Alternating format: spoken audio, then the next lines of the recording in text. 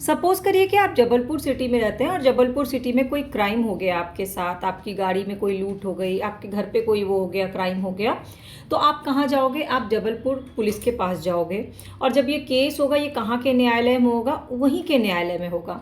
तो ये क्या हुआ? उस क्राइम का क्षेत्राधिकार हुआ कि वो क्राइम जहाँ हुआ है वहाँ उसी क्षेत्र के अंदर उस क्राइम से रिलेटेड रिपोर्ट किया जाएगा, उस क्राइम से रिलेटेड इन्वेस्टिगेशन होगा, उस क्राइम से रिलेटेड जो भी आगे का प्रोसेस होगा सब वहीं उसी वो होता है उसका क्षेत्राधिकार। लेकिन क्वेश्चन ये बनता है कि जो साइबर क्राइम होते हैं उनका क्षेत्राधिकार क्या होगा? Hello students, welcome back to my class. और आज की जो क्लास है वो साइबर लॉ से रिलेटेड एक टॉपिक है, साइबर स्पेस या साइबर क्राइम का क्षेत्राधिकार। अब देखो ये इतना मुश्किल है ना क्षेत्राधिकार बताना, क्योंकि सपोज करो पहले मैं आपको पूरा फंडामेंटल जो चीज़ है ना, बेसिक वो बताती हूँ, उसके बाद मैं आपको एग्जांपल्स के साथ समझाऊंगी। सबसे पहले ये क्षेत्राधिकार की अवधारणा, तो जैसा कि मैंने शुरू में एक एग्जाम्पल के थ्रू आपको बताने की कोशिश की, तो यहाँ पर चूंकि साइबर स्पेस का क्षेत्राधिकार की बात हो रही है, तो इसका मतलब इंटरनेट पे जो भी डाटा है, वो जो डाटा है वो किसके अधिकार क्षेत्र में है, उसके हिसाब से दो अधिकार क्षेत्र बताए गए। एक तो प्रादेशिक और एक व्यक्तिगत। व्यक्तिगत मतलब मेरा पर्सनल डाटा, और प्रादेशिक मतलब जिस क्षेत्र से रिलेटेड वो डाटा है, जिस क्षेत्र में वो इंसान है। तो दो तरह का होता है। और जब भी कोई साइबर स्पेस में जो अपराध होंगे वो ज़रूर डाटा से ही रिलेटेड होगा, इंटरनेट से ही जुड़ा कुछ होगा। वो होता है साइबर क्राइम, जो हमने पिछली क्लास में किया था। अब जो प्रादेशिक अधिकार क्षेत्र है वो राज्य की अपनी सीमा के भीतर वो कानून होता है। कोई भी स्टेट है उसके बॉर्डर के अंदर जो भी क्राइम होगा, जो कि इंटरनेट के थ्रू किया जाएगा, साइबर क्राइम होगा, वो उसी सीमा के अंदर वो कानून होंगे। और व्यक्तिगत अधिकार क्षेत्र किसी भी व्यक्ति, किसी भी संस्था, किसी का पर्सनल अपना कोई ऑर्गेनाइजेशन है, उसके अंदर कोई कानून का उल्लंघन करता है तो वहाँ के हिसाब से दंड का प्रावधान होगा।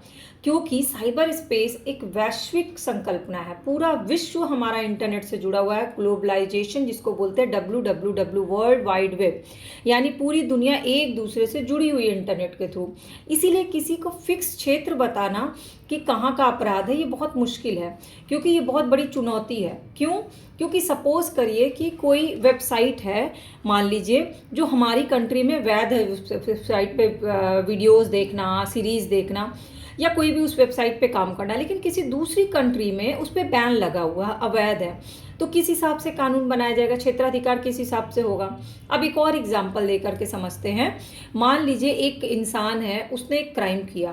क्राइम करने के लिए उसने जो सर्वर चूज़ किया वो C कंट्री में है, और उसने जो क्राइम किया B कंट्री में बैठ करके किया, और उसने जो क्राइम किया वो किस देश के लिए किया? किसी अलग एक देश के लिए, वहाँ का डाटा चोरी करके वहाँ के लिए काम किया। तो ऐसे में उसका क्षेत्राधिकार कि उसने क्राइम का क्षेत्राधिकार क्या होगा उसके साइबर क्राइम का, बड़ा मुश्किल है बताना, क्योंकि सर्वर किसी और का, बैठ के कहीं और से किया है, और इफेक्ट किसी और देश पे पड़ा है। तो मुश्किल हो गया ना क्षेत्राधिकार बताना, क्योंकि साइबर अपराध जो है एक वर्चुअल अपराध है जो दिखता नहीं है। ठीक है, तो इसीलिए इसमें पीड़ित और अभियुक्त दोनों का पूरा डिटेल कि कहाँ पर हैं वो बहुत इंपॉर्टेंट हो जाता है। अब आता है साइबर स्पेस के क्षेत्राधिकार के फिर प्रकार कैसे बताए गए हैं। एक तो अंतर्राष्ट्रीय कानून के 3 प्रकार हैं। एक तो विषय वस्तु का क्षेत्राधिकार, जैसे कि मान लीजिए अमेज़ॉन है, कंपनी है, वहाँ से आपने कोई प्रोडक्ट ऑर्डर किया, तो आपका उसका क्षेत्राधिकार, उसमें कोई गड़बड़ी हुई तो कहाँ जाएंगे? उपभोक्ता से जुड़ा केस उपभोक्ता फोरम में जाएगा। दूसरा है व्यक्तिगत क्षेत्राधिकार। व्यक्तिगत क्षेत्राधिकार में भी 2 है, एक सामान्य एक विशिष्ट। तो न्यायालय के क्षेत्राधिकार के हिसाब से व्यक्तिगत क्षेत्राधिकार है कि वो व्यक्ति जिस जगह का है वहाँ के न्यायालय के क्षेत्राधिकार के हिसाब से। और आर्थिक क्षेत्राधिकार, अगर आपके साथ कोई आर्थिक मामले से जुड़ा कोई साइबर क्राइम हो जाता है तो वो आर्थिक मामलों से संबंधित क्षेत्राधिकार के तहत जाएगा। अब क्षेत्राधिकार के मुद्दे क्या क्या होते हैं? देखो, मुद्दे होंगे ज्योग्राफिकल, फिजिकल, पॉलिटिकल, यानी कि भौगोलिक, भौतिक और राजनीतिक सीमा से परे। क्यों? क्योंकि किसी भी साइबर क्राइम को भौगोलिक सीमा में नहीं बांधा जा सकता है, पॉलिटिकल सीमा में नहीं बांधा जा सकता है, क्योंकि जो भी साइबर क्राइम हो रहे हैं वो 5 एस्पेक्ट से होते हैं। एक तो डाटा से रिलेटेड, तो एक बनाया गया है डाटा का क्षेत्राधिकार, कि आपका जो भी डाटा, जैसे आप फेसबुक पे जो भी डाटा अपलोड कर रहे हो, तो वो डाटा का भंडारण किसके पास हो रहा है? मेटा के पास हो रहा है। मेटा उसका उपयोग करेगा, और उपयोग करने से पहले आपसे क्या होगा? परमिशन लेगा, आपको बताएगा, और अगर बिना परमिशन लिए मेटा उस डाटा का यूज़ करता है तो क्या हो जाएगा? वो साइबर क्राइम हो जाएगा। दूसरा होता है सुरक्षा क्षेत्राधिकार। अब आपने कुछ ऐसी चीज़ें, पर्सनल चीज़ें जो हैं वो आपने अपनी क्या बोलते हैं, प्राइवेट रखी हुई हैं, ठीक है, लेकिन उसको कोई पब्लिक करके व्यूज़ बढ़ाता है, तो ये क्या हुआ, आपकी गोपनीयता की हैकिंग हुई।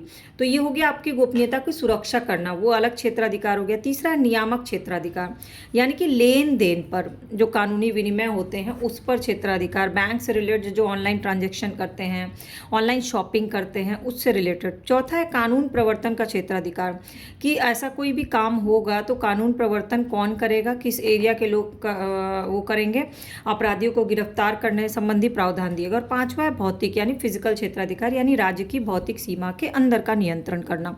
तो क्षेत्राधिकार के 5 मुद्दे कौन से हैं? डाटा, सुरक्षा, नियामक, कानून प्रवर्तन और भौतिक। अब चलते क्षेत्राधिकार संबंधी पहलुओं का स्पष्टीकरण समझते हैं। तो साइबर स्पेस में जो जुडिडिक्शन होता है, क्षेत्राधिकार होता है, उसमें कुछ रणनीतियां हैं, उस पर चर्चा की गई, चर्चा करने का। दूसरा जो जुडिडिक्शन संबंधी जो विवाद है उसका समाधान निकालने के लिए उसकी चुनौतियों पर चर्चा करता है। तीसरा है कि साइबर कानून में क्षेत्रीय बाह्य क्षेत्राधिकार भी है इसमें। और चौथा है कि अंतर्राष्ट्रीय साइबर अपराध में भी क्षेत्राधिकार है, जैसे कि अंतर्राष्ट्रीय संधि होती है, कोई सम्मेलन होता है। तो क्षेत्राधिकार के पहलू 4 हैं और चारों पे चर्चा की जाती है कि एक तो रणनीति क्या होगी, विवाद और उसका समाधान कैसे होगा, बाह्य क्षेत्राधिकार कौन से होंगे, अंतर्राष्ट्रीय क्षेत्राधिकार कौन से होंगे। तो आता है आईटी एक्ट 2000, इसके अंतर्गत क्षेत्राधिकार। तो इस सबसे इम्पॉर्टेंट है जो आईटी एक्ट है 2000 का, वो ही सबसे इम्पॉर्टेंट है। इसी में क्षेत्राधिकार दिया गया कि इसके प्रावधान और अधिनियम के क्षेत्राधिकार संबंधी आवश्यकताओं का पालन ना करने का कानूनी परिणाम की जांच करेगा आईटी एक्ट के तहत। अब क्षेत्राधिकार का सिद्धांत क्या है? तो कोई भी क्षेत्र दूसरे क्षेत्र के आंतरिक या बाह्य मामले में हस्तक्षेप नहीं करेगा। जैसे न्यायालय जो है किसी दूसरे न्यायालय के मामले में हस्तक्षेप नहीं करता अनटिल उस पर अपील ना किया जाए, वैसे ही साइबर क्राइम में भी कोई भी एक जगह पे जहाँ वो क्राइम हुआ है वहाँ के आंतरिक या बाह्य मामलों में बिना परमिशन के, बिना अपील के हस्तक्षेप नहीं करेगा। क्षेत्राधिकार यानी जुडिशन का मूल नियम ही अनिवार्य रूप से 2 पार्ट में, एक तो दीवानी और दूसरा फौजदारी। ये हम लोग न्यायालय के उसमें भी पढ़ते हैं। दोनों ही क्षेत्र जो है बहुत फैले हुए हैं।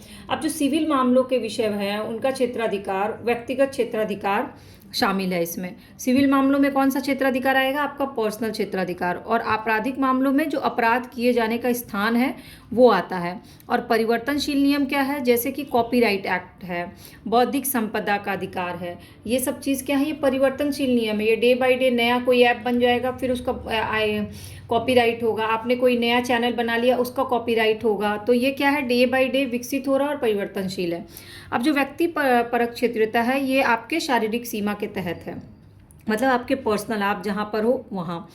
उद्देश्य क्षेत्रीयता तो है जो अपराध सीमा के भीतर प्रभावी होते हैं और अपराधी सीमाओं के बाहर जाके कार्य करता है। राष्ट्रीयता का सिद्धांत में है अपराधी उस राज्य का नागरिक है और वहीं के विधि का उल्लंघन करके कोई क्राइम करता है, साइबर क्राइम, तो वो होगा राष्ट्रीयता का सिद्धांत। और फिर निष्क्रिय व्यक्तित्व का सिद्धांत क्या है? तो इसमें है निषेध का उल्लंघन करना। और सार्वभौमिकता का सिद्धांत क्या है? तो सबका हित जिसमें जुड़ा हो ऐसा कोई क्राइम करे, जैसे पॉर्न वीडियोस आती है ना, उसकी कोई रिकॉर्डिंग करता है, तो सार्वभौमिक हित के लिए ये साइबर क्राइम है। सुरक्षात्मक सिद्धांत क्या है? जब किसी भी राज्य की सुरक्षा किसी भी विदेशी नागरिक के कृत्य से खतरे में पड़ जाए, कोई विदेशी है अपने देश में बैठ करके हमारे देश को नुकसान पहुंचा रहा है, तो वो सुरक्षात्मक सिद्धांत हो जाएगा। ठीक है, अब बिना वाद के तो आपका आंसर कंप्लीट होगा नहीं। तो वाद क्या है? एक तो है सतीश धवन वर्सेस अब्दुल रहमान का वाद। इसमें कहा गया कि मानहानि के मुकदमे पर क्षेत्राधिकार की बात बताई गई। World Wrestling Entertainment Inc versus Reshma collection में ट्रेडमार्क उल्लंघन संबंधी तथ्य हैं। जया लक्ष्मी वर्सेस हमसिनी अंबल के में कॉपीराइट उल्लंघन संबंधी बातें हैं। श्रेया सिंघल वर्सेस भारत संघवाद में साइबर अपराध के बारे में है। और न्यायालय में अश्लील भाषण देने से रिलेटेड है। अब इसमें से आप 2 केस भी लिखिएगा तो आंसर आपका कंप्लीट हो जाएगा, ज़रूरी नहीं कि आप सारे वाद लिखिए। अब निष्कर्ष है कि यदि कोई भारतीय न्यायालय किसी विदेशी अपराध को दोषी ठहराता है, अपराधी को दोषी ठहराता है, तो उस फैसले को उस विदेशी देश में लागू करवाना अक्सर मुश्किल हो जाता है। क्यों?